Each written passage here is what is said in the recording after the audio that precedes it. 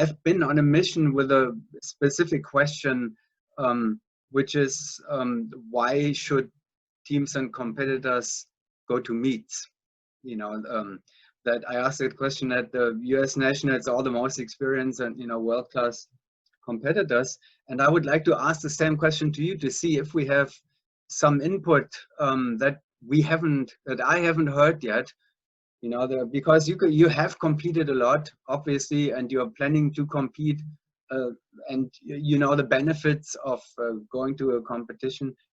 And I would like to share this with people so they see why it is important to go to competitions.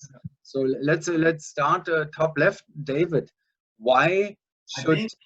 I think it's mainly because when you train hard, you wanna see some progression.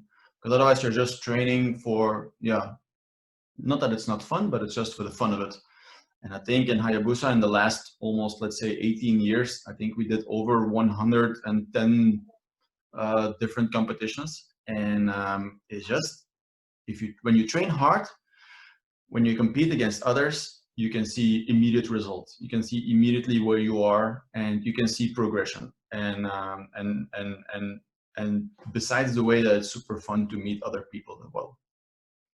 That's my point of view. All right, very, very good. Thanks, David. Andy Growitz. Why should you? What Dave said is actually the most important thing.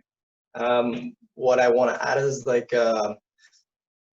you want to actually know your opponents as well, because you can be the best team, but if you never jumped against your opponents, you don't know how you would react to that. So if you can go to a competition and you've never seen them before, you feel really nervous. But the more you encounter your opponents, kind of easier that it gets. It's not that you're going to be relaxed, and when you start your first round of the biggest competition that is held in the season, but it actually puts you where you know where you're going to be, so you know what to expect. That's the most important thing. So you train as hard as you can first to measure where you're gonna be, and at the same time is also to control your nerves. You know what to expect, and you know how you will react, and you also can see how other people react. And it's also of creating a routine, because if you're only doing training camps, you're only doing that same routine. But doing a competition is a completely different routine. So you need to know what's going on. You need to know where the draw has been held, and it can be in different locations. Where you need to sort of find out where is the creeper pad and what the timings will be for the next round, which team you're going to be after or before. It's so many different things that you actually need to prepare only on a meet. So that's why for HayaBusa, competitions are so important. It's not only for yourself, it's also to know the whole situation and also know who your opponents are. Good points. Mike, thank you. Can you add something for us? Yes. I think that if you have a goal, that can be the national or it can be the world meet, for example, you have to do lots of meet before, because you cannot step in a big event that maybe can be your dream, like the world meet, like doing the first meet, the world meet. So before that, you need to do many meets, because the experience is the most important lesson of the life. So you can do all the training you want, all the preparation you want, but experience is the most important thing to arrive prepared in the biggest event of your life. So that's the important thing. I think another, if I can still say something. Yes, absolutely. I think after a competition, you also see that your biggest opponents can also be your best friends. I think once the competition is done and you all have a beer or have a barbecue and you talk with each other before you know, like, hey, these are actually cool guys. Instead of actually thinking about that we want to beat them, you will still want to beat them, but at least you can still like share thoughts, and you're all in the same boat trying to compete against each other. So before you know, you have a lot of similarities that you didn't know before. Mm-hmm. directly related, actually, now to this topic was a question that I didn't define it, but it came automatically. So let's have a short conversation quickly about round one, which seems to be a special round for every, for most of the competitors, even though, some say it shouldn't be, but it is for most. So what do you have to say about round one, David?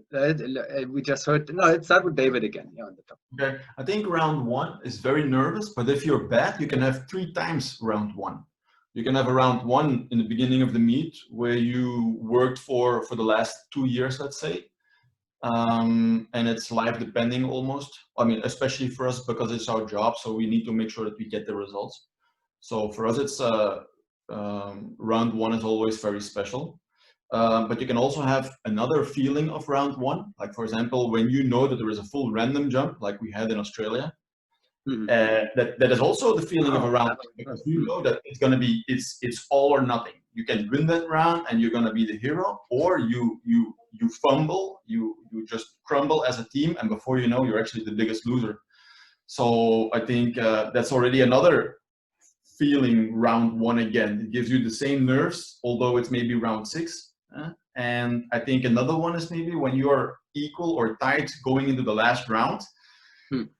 Going into wanting to make sure that you want to win that meet, that's also giving the same feeling. So before you know, you already have like 3 round ones in one competition.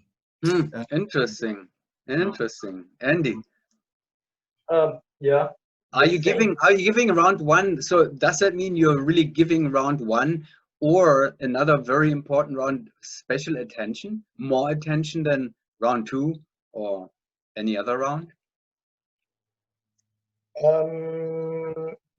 I don't think, but for sure you always give a little bit more attention to round one, because you have the butterfly, the jitters, and that's something that everybody needs to cope with. It's not only you as an individual or your team. Everybody has to do the same feeling.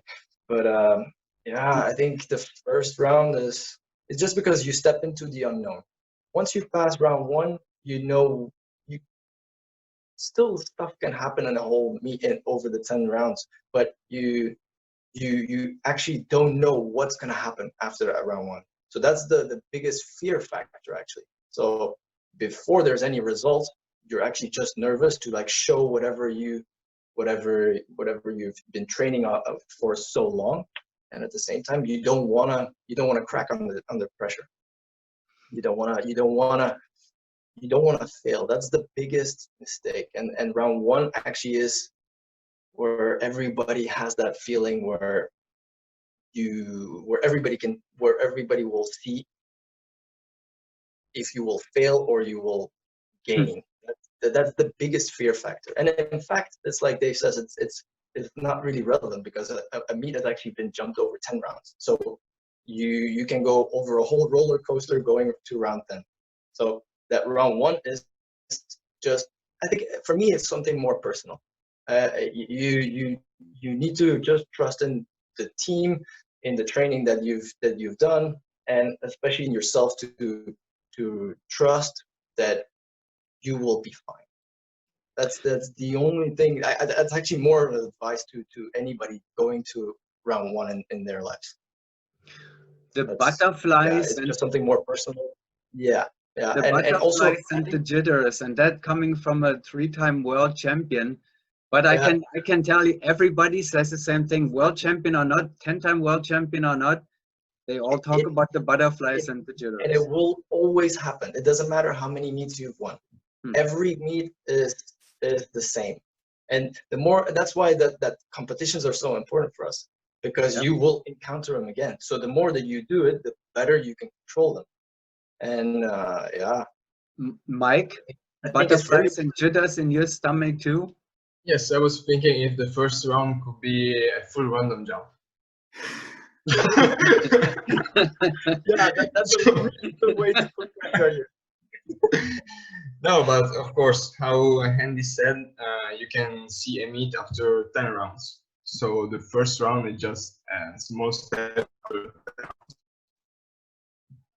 Yeah, Well, Just something that I wanted to add, like, and what we have with HayaBusa that is very cool in a way is we train a lot and we spend a lot of time with each other, and we know each other kind of inside and out. And what the cool part is about round one is everybody's nervous, but at the same time, you can look and see into each other's eyes, and you can feel that confidence flowing from one person to the other. So you're actually, it's individual, but at the same time, you're in the same boat with your team, and they can actually just give you that same trust. And that's something really, really unique. Mm-hmm. Yeah, absolutely. I've felt this also, even, you know, that is more so in an 8-way team. You feel like you're only one out of 8, you know, 1 out of 4 is already pretty important, you know. But if you have 8 people, you know, surrounding you and supporting you, then there seems to be less pressure compared to 4 people. Interesting point too, Andy.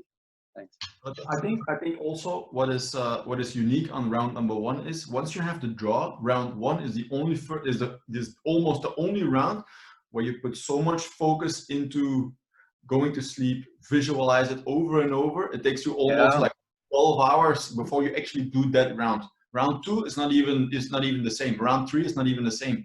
And most of the time, every start of the day, that round actually kind of is similar like round number 1, just because you have the possibility of overthinking it over and over and over. Yeah, good point. Yeah, we definitely don't do this, you know. Actually, it's only the first jump on a day.